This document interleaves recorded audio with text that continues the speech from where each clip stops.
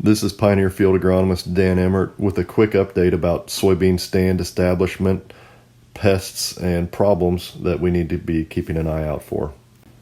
Today, on May 11th, we're seeing a lot of soybeans planted the last week of April emerge.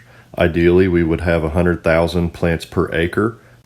As long as we have at least 70,000, we should be okay and don't really need to worry too much about coming in and replanting.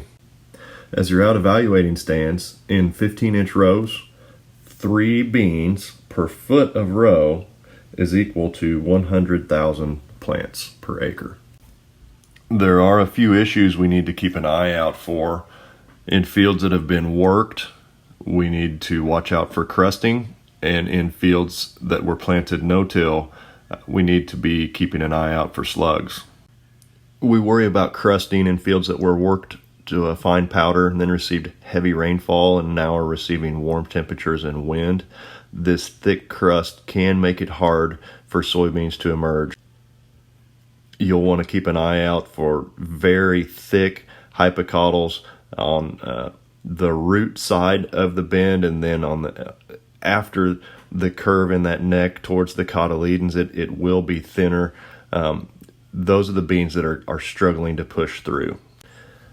It is amazing the type of crust that beans can push through, but in some cases we may need to consider breaking out the rotary hoe and trying to break that crust up to help the beans get out of the ground.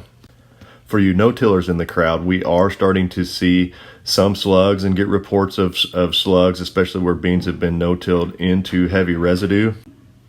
These warmer temperatures are going to help beans emerge more rapidly and grow quickly and hopefully outpace some of the slug damage. However, we do need to keep an eye on these beans, because where we planted into some of those heavy conditions a couple weeks ago and the slot wasn't closed all the way, that seed slot kind of acts like a super highway for slugs to travel down and feed from bean to bean to bean.